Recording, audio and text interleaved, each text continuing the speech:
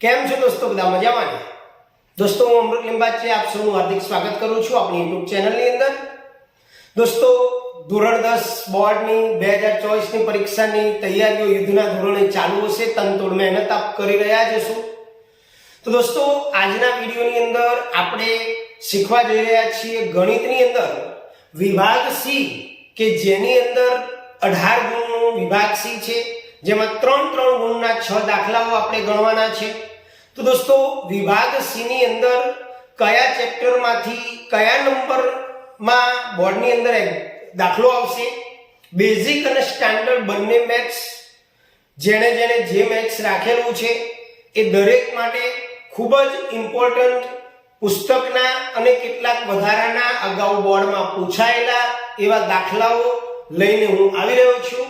તો દોસ્તો વિડીયોને સ્કીપ ન કરતા, કારણ કે આ વિડીયો તમને ખૂબ જ ઉપયોગી સાબિત થશે અને જે દાખલાઓ આપણા ધ્યાનમાં ન આવ્યા હોય તો એ દાખલાઓને જોઈ અને એની પ્રેક્ટિસ કરી લેજો.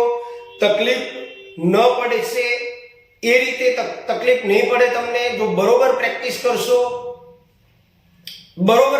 કરશો દોસ્તો, તો તમને સહેજ પણ તકલીફ નહીં પડે અને ગણિતની અંદર સારામાં સારા માર્ક્સ લાવશો દોસ્તો. તો શરૂઆત કરીએ દોસ્તો આજના વિડીયોની.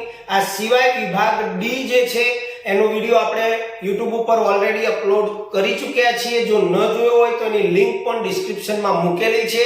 એમાં પણ 20 માંથી 20 માર્ક્સ આવે એ પ્રમાણેની તમને IMP આપવામાં આવેલી છે.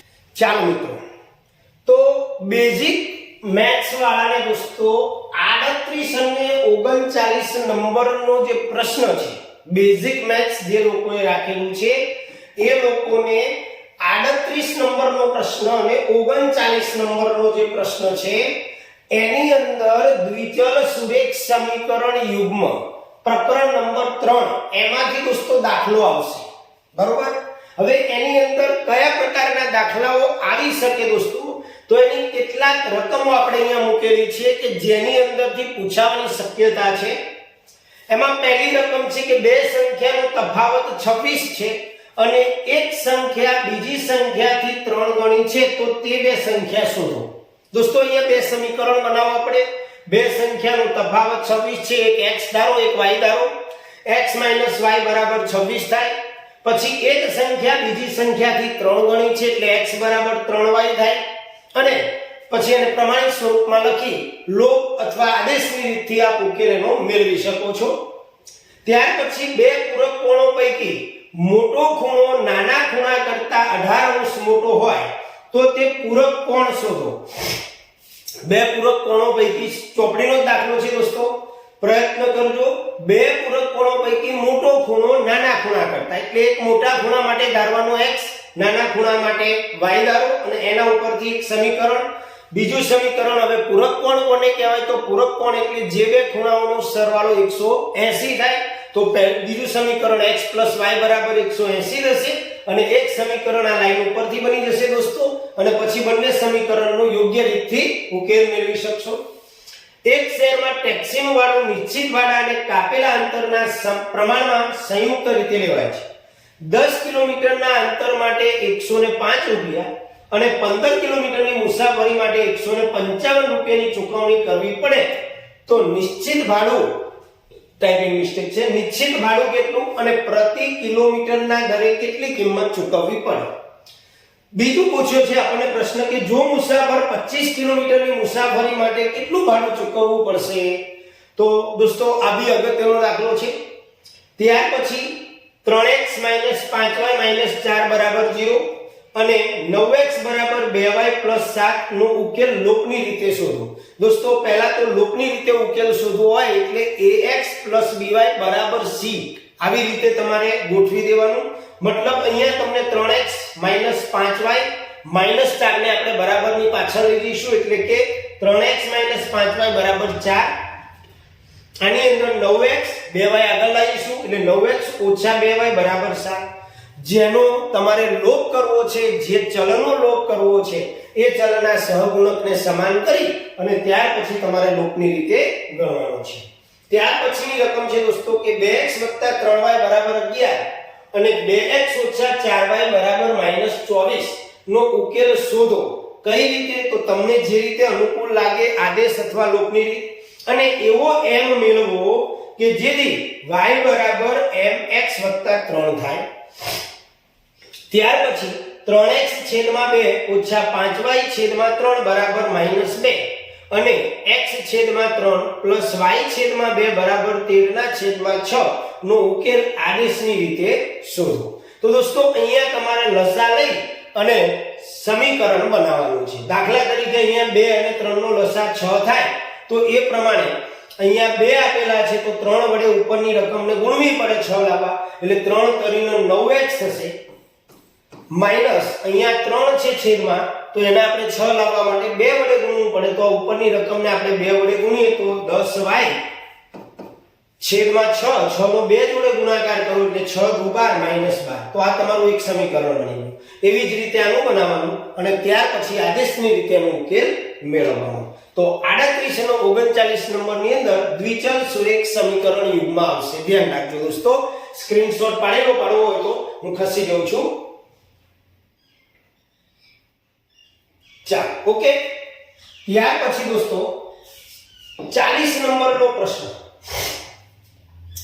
બેઝિક મેથ્સ વાળાને 40 નંબરનો પ્રશ્ન સમાંતર શ્રેણીમાંથી આવશે અને સ્ટાન્ડર્ડ મેથ્સ જે છે એને 40 અને 41 બે પ્રશ્નો એ સમાંતર શ્રેણીની અંદરથી આવશે દોસ્તો.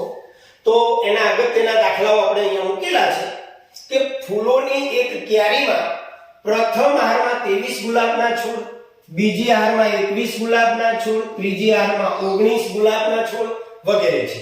તેની છેલ્લી હારમાં 5 ગુલાબના છોડ છે. તો આ ક્યારામાં કુલ કેટલી હાર હશે? તો દોસ્તો આના પહેલા શ્રેણી બનાવવી પડે. 23, બીજી હારમાં 21, ત્યાર પછી 19 અને લાસ્ટમાં 5. બરોબર. હવે આ ક્યારામાં કુલ કેટલી હાર હશે એ અને ડી શોધી અને ત્યાર પછી તમારે શું શોધવાનું છે? ચલો કહો, આ ક્યારામાં કુલ કેટલી હાર હશે? કમેન્ટમાં મને જણાવજો. તમે સર SN શોધવો પડશે કે AN શોધવો પડશે? તમારે મને કહેવાનું. તો AN તો આપેલો જ છે, AN એટલે છેલ્લું પદ.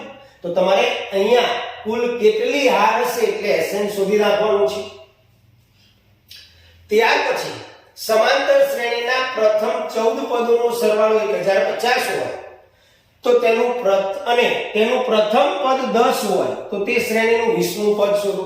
દોસ્તો અહીંયા 14 પદોનો સરવાળો આપેલો છે તો 14મા પદનું સૂત્ર મૂકી દેવાનું તમારે કે a + 13d. એમાં સરવાળો આપણને આપેલો છે 14 પદોનો સરવાળો આપેલો છે આપણને. તો 14 પદોના સરવાળાનું સૂત્ર મૂકવાનું. પહેલું પદ a આપેલું છે 10 તો એના ઉપરથી d મળી જશે. d મળી જાય પછી 20મા પદનું સૂત્ર તમારે a + 19d મૂકો એટલે તમારો જવાબ મળી જશે. ત્યાર પછીનો દાખલો છે દોસ્તો સમાંતર શ્રેણીના પ્રથમ 7 પદોનો સરવાળો 49 એટલે કે પહેલું સમીકરણ એક પરિણામ બનશે આમાંથી. 17 પદોનો સરવાળો 289 એક બીજું પરિણામ આમાં બનશે. સરવાળો છે એટલે તમારે SN વાળું સૂત્ર મૂકવાનું દોસ્તો અને SN વાળું સૂત્ર મૂક્યા પછી સાદુરૂપ આપી અને બે જે પરિણામ આવે એનો લોપ કરવાનો, બાદબાકી કરવાની, એનાથી a અને d મળી જશે અને a અને d મળી જાય ત્યાર પછી પ્રથમ n પદોનો સરવાળો શોધો એટલે ત્રીજી વખત SN નું સૂત્ર મૂકવાનું એટલે તમને જવાબ મળી જશે. ત્યાર પછી સમાંતર શ્રેણીનું પ્રથમ પદ 5 એટલે કે a બરાબર 5, અંતિમ પદ એટલે કે an અથવા તો l બરાબર 45 અને સરવાળો આપણને SN આપેલો છે 400. તો આ શ્રેણીમાં પદોની સંખ્યા એટલે કે n શોધવાનું અને સામાન્ય તફાવત એટલે કે d શોધવાનો છે. ત્યાર પછી સમાંતર શ્રેણીના પ્રથમ n પદોનો સરવાળો 4n - n² હોય તો તેનું પ્રથમ પદ કયું હશે? ત્યાર પછી પ્રથમ બે પદોનો સરવાળો કયો હશે? અહીંયા થોડી મિસ્ટેક છે આની. બીજું પદ કયું હશે? આ રીતે ત્રીજું અને 10મું અને nમું પદ શોધો. દોસ્તો આ જે તમને આપેલું છે બહુ ઈઝી છે. આની અંદર તમે SN બરાબર 4n - n² છે એમાં n ની જગ્યાએ તમે 1 મૂકી દો. હવે n ની જગ્યાએ જ્યારે તમે 1 મૂકો એટલે તમને S1 મળશે. S1 કો કે A1 કો બે એક જ છે એટલે પહેલું પદ તમારો પહેલો પ્રશ્ન પૂરો. બે મૂકશો જ્યારે તમે ત્યારે તમને પ્રથમ અને બીજા પદનો સરવાળો મળશે. તો બીજા પદમાંથી પ્રથમ પદ બાદ કરી નાખો એટલે તમને બીજું પદ મળી જશે. આવી રીતે તમે એકદમ ઈઝીલી ગણી શકો છો. ત્યાર પછી 3, 8, 13, 253 સમાંતર શ્રેણીનું છેલ્લેથી 20મું પદ શોધો. હવે જ્યારે છેલ્લેથી 20મું પદ શોધવાનું આવે ત્યારે પહેલા યાદ રાખવાનું શ્રેણીને ઉલટાઈ દેવાની. શ્રેણીને જ્યારે તમે ઉલટાવો એટલે કે 253 પહેલા નંબર આવી જાય અને તફાવત જોઈ લેવાનો 3 નો 8 નો તફાવત તો 8 - 3 એટલે 5. જે તફાવત આવે ને એની વિરોધી સંખ્યા લઈ લેવાની. +5 તફાવત આવે તો -5. તો 253 માંથી 5 બાદ કરો એટલે બીજા નંબરનું પદ. પછી એમાંથી 5 બાદ કરો ત્રીજા નંબરનું પદ. એટલે તમારી આખી શ્રેણી ઉલટાઈ જશે. શ્રેણી ઉલટાઈ જાય છેલ્લું પદ તમારે 3 લખવાનું છે અને ત્યાર પછી એ 20 નું સૂત્ર મૂકી દો એટલે 20મા નંબરનું પદ મળી જશે દોસ્તો. n ના કયા મૂલ્ય માટે બે સમાંતર શ્રેણી 63, 65, 67 અને 3, 10, 17 ના n માં પદ સમાન થાય? તો દોસ્તો જે લોકો વિદ્યાર્થીઓ બેઝિક મેથ્સમાં કે સ્ટાન્ડર્ડ મેથ્સમાં છે બંનેને બેઝિક વાળાને 40 નંબરનો અને સ્ટાન્ડર્ડ વાળાને 40 અને 41 નંબરનો જે પ્રશ્ન છે સમાંતર શ્રેણીની અંદરથી આવશે તો તૈયાર કરી લેજો દોસ્તો. 100% ઉપયોગી થશે. ચાલો હવે બેઝિક મેથ્સ જેને લોકોએ રાખેલું છે જે વિદ્યાર્થીઓએ એ બેઝિક મેથ્સ વાળાને 41 અને 42 નંબરનો પ્રશ્ન બોર્ડની અંદર યામ ભૂમિતિમાંથી આવશે અને જે લોકોએ સ્ટાન્ડર્ડ મેથ્સ રાખેલું છે દોસ્તો એને 42 નંબરનો પ્રશ્ન જે છે એ યામ ભૂમિતિમાંથી આવશે દોસ્તો. બરોબર? તો દોસ્તો યામ ભૂમિતિ આપણે વિભાગ ડી માં પણ કેટલાક દાખલાઓ આપેલા છે. તો આ દાખલાઓ યામ ભૂમિતિ માટે ઘણા અગત્યના છે. વિદ્યાર્થીઓનો સ્ક્રીનશોટ પાડવાનો રહી ગયો. ઓકે, પહેલા સ્ક્રીનશોટ પાડી લો દોસ્તો ફટાફટ. 1, 2, 3. ઓકે, ત્યાર પછી આપણે આગળનું જોઈએ. ચલો પહેલાનો સ્ક્રીનશોટ પાડી લો પછી હું તમને સમજાવું. તો દોસ્તો બિંદુ -4, 6 એ બિંદુઓ A -6, 10 અને B 3, 8 3 - 8 ને જોડતા રેખાખંડનું કયા ગુણોત્તરમાં વિભાજન કરે? દોસ્તો આ વિભાજન કરતું બિંદુ છે અને આ રેખાખંડના અંત્ય બિંદુઓ છે એટલે આને તમે x1 કહી શકો અને x2 કહી શકો, આને y1 કહી શકો અને આને y2.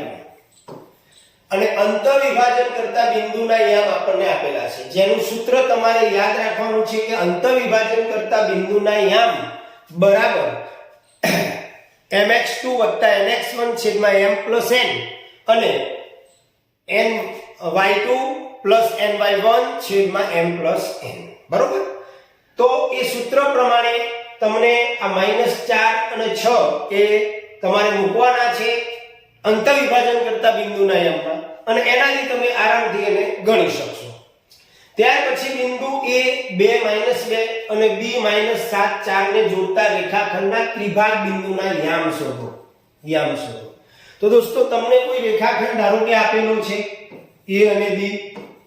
અહીંયા આપણને બે બિંદુઓ આપેલા છે 2 - 2 અને અહીંયા B ના યામ આપણને -7, 4 આપેલા છે. હવે ત્રિભાગ બિંદુ એટલે તમારે 3 સરખા ભાગ પાડી દેવાના, નામ લખી દેવાનું P અને Q. તો સૌ પહેલા તમારે બિંદુ P ના યામ શોધવા છે. તો બિંદુ P એ AB નું એ તરફથી 1/2 ના ગુણોત્તરમાં વિભાજન કરશે અને અંતર વિભાજનથી તમે ગણી શકશો.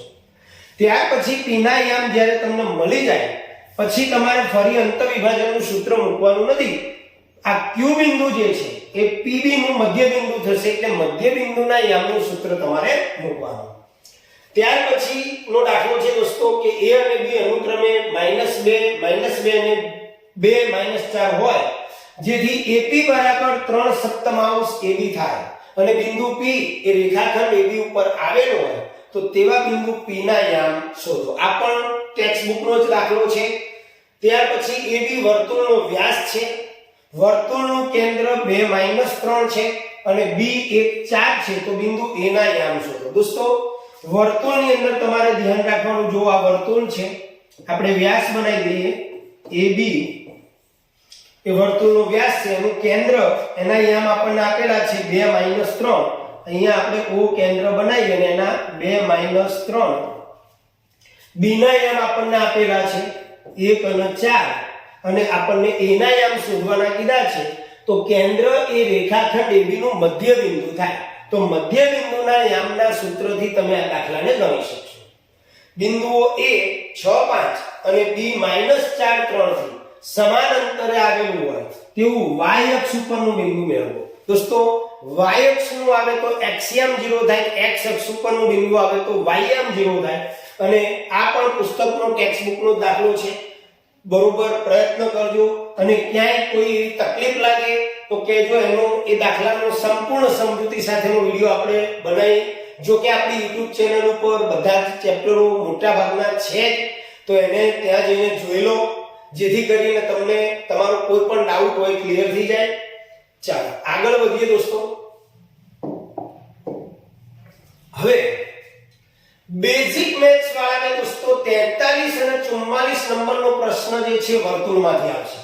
યાદ રાખજો, જે લોકોએ બેઝિક મેથ્સ રાખેલું છે એમને 43 અને 44 નંબરનો પ્રશ્ન શેમાંથી આવશે? પ્રકરણ નંબર 10 વર્તુળ. અને સ્ટાન્ડર્ડ મેથ્સ જે લોકોએ રાખેલું છે એમને 43 44 નંબરનો પ્રશ્ન પણ વર્તુળમાંથી જ આવવાનો છે. હવે એની અંદર તમારે એક તો સાબિતી વાળો પ્રમેય 10.2 છે કે વર્તુળના બહારના બિંદુમાંથી વર્તુળને દોરેલા સ્પર્શકોની લંબાઈ સમાન હોય છે. ત્યાર પછી ચતુષ્કોણ ABCD એ વર્તુળને પરિઘ છે. બહુ જ અગત્યનો છે દોસ્તો, પૂછાયેલો સ્વાધ્યાયનો દાખલો છે. ત્યાર પછી એક સમકેન્દ્રીય વાળો આવો પૂછાઈ શકે 100% કે બે સમકેન્દ્રીય વર્તુળોની ત્રિજ્યાઓ 5 સેમી અને 3 સેમી છે. મોટા વર્તુળની જીવા નાના વર્તુળને સ્પર્શે છે તો તેની લંબાઈ એટલે જીવાની લંબાઈ શોધો. દોસ્તો તમને આ ટાઈપની આકૃતિ સબ ખબર હશે, બરોબર? બહુ જ ઈઝી છે. પાયથાગોરસનો ઉપયોગ કરવાનો છે. આ ટાઈપની આકૃતિ આવે. ત્યાર પછી દોસ્તો બીજો પણ એવો જ મૂકેલો છે કે બે સમકેન્દ્રીય વર્તુળોનો વ્યાસ, વ્યાસ હોય ત્યારે આપણે એને ત્રિજ્યા કરી દેવી. વ્યાસ 30 સેમી અને 18 સેમી છે. મોટા વર્તુળની જીવા નાના વર્તુળને સ્પર્શે છે તો તેની લંબાઈ શોધો, એટલે કે જીવાની લંબાઈ શોધો. અને વર્તુળના કેન્દ્ર O થી 34 સેમી અંતરે વર્તુળના બહારના ભાગમાં બિંદુ P આવેલું છે. P માંથી પસાર થતી રેખા વર્તુળને Q બિંદુએ સ્પર્શે છે. PQ બરાબર 16 સેમી હોય તો વર્તુળનો વ્યાસ શોધો. અને લાસ્ટમાં તમારી પુસ્તકની અંદર નવી ટેક્સ્ટ બુકની અંદર ઉદાહરણ 3 આપેલું છે દોસ્તો. તો બેઝિક અને સ્ટાન્ડર્ડ બંને આ દાખલાઓ ઉપર ખાસ ફોકસ કરવું. આ દાખલાઓને દોસ્તો ગણી લેવા, કારણ કે ગણશો તો જ ફાયદો થશે. વિડિયો જોવાથી કે ગણિત વાંચવાથી તો આવડશે નહીં, એની પ્રેક્ટિસ કરવી પડશે. તો કોઈ વસ્તુ બાકી રહી ગયું હોય, આ ખૂબ જ IMP દાખલાઓ છે, ધ્યાન રાખજો.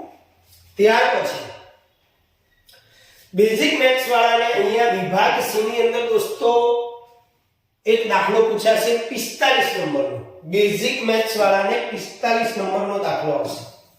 પ્રશ્ન નંબર 45 માં આંકડાશાસ્ત્રનો દાખલો હશે, જેમાં મોટે ભાગે બહુલક શોધવાનો જ હશે. અહીંયા મેં બે દાખલા મૂકેલા છે, પણ આ સિવાય આપણે વિભાગ D ની અંદર પણ ઘણા બધા દાખલાઓ આંકડાશાસ્ત્રના મૂકેલા છે. તો એ રીતની પ્રેક્ટિસ કરેલી હશે તો કોઈ તકલીફ પડશે નહીં, બંને જોઈ લો. ત્યાર પછી જે બેઝિક અને સ્ટાન્ડર્ડ બંનેનો 46 નંબરનો જે પ્રશ્ન છે એ સંભાવનામાંથી આવવાનો છે. બેઝિક મેથ્સ અને સ્ટાન્ડર્ડ મેથ્સ બંનેનો 46 નંબરનો પ્રશ્ન સંભાવનામાંથી આવશે. એમાં મેં સ્વાધ્યાય 14.1 ના આ દાખલાઓ લખેલા છે દોસ્તો. આ દાખલાઓ યાદ રાખજો. દાખલા નંબર 8 10 12 13 14 19 20 અને 23. આ દાખલાઓને દોસ્તો તૈયાર કરી લેજો, 100% ફાયદો થશે. ચાલો સ્ક્રીનશોટ પાડી લો. ઓકે, આગળનો સ્ક્રીનશોટ રહી ગયો મારા ખ્યાલે, તો 43 44 નંબરનો જે પ્રશ્ન છે એનો બી સ્ક્રીનશોટ લઈ લો. ચાલો આગળ.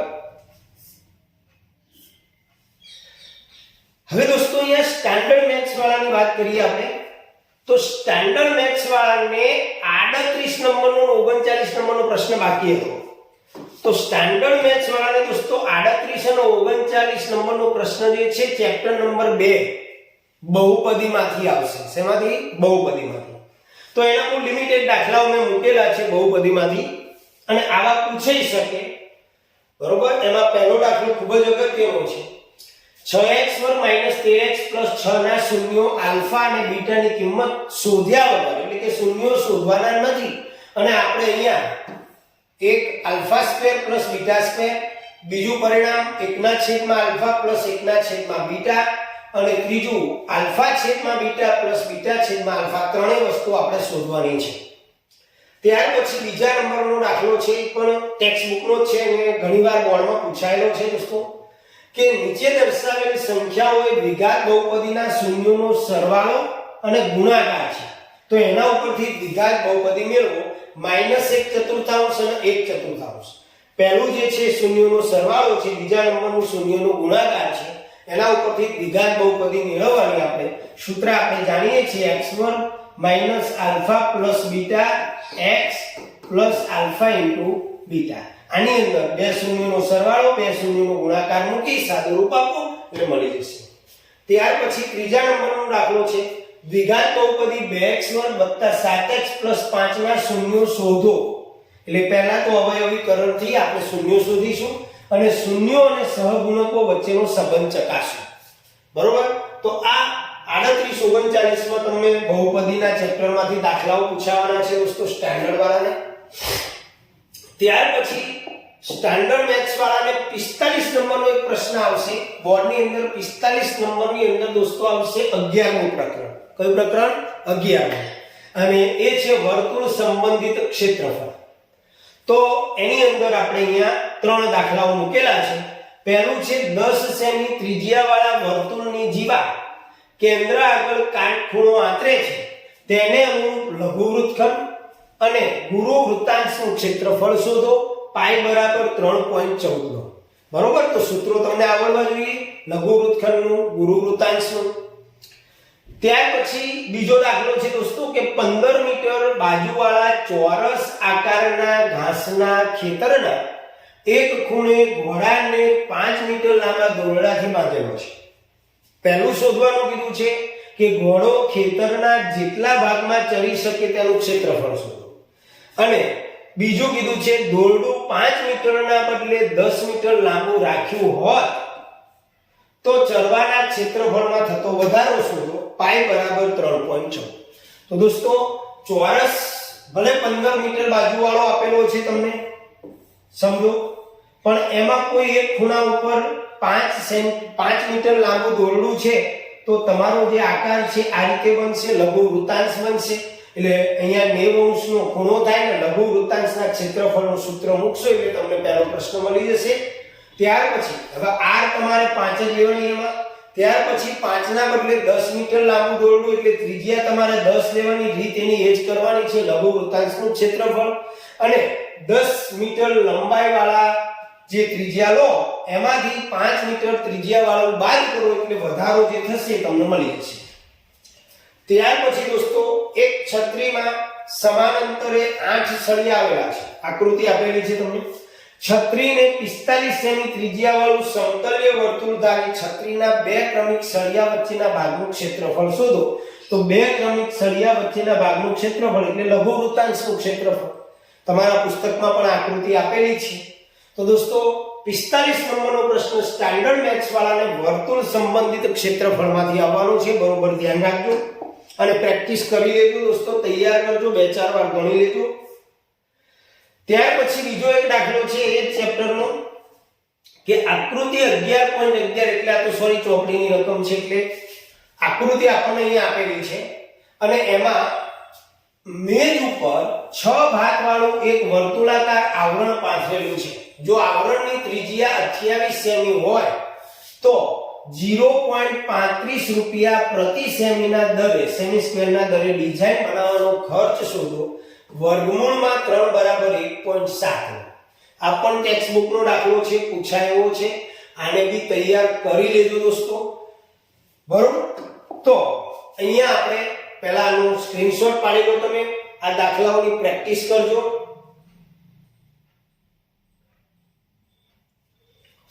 ચલો આ દાખલો પણ લઈ લો દોસ્તો. 18 માંથી 18 લાવવા હોય તો પ્રેક્ટિસ કરવી પડશે.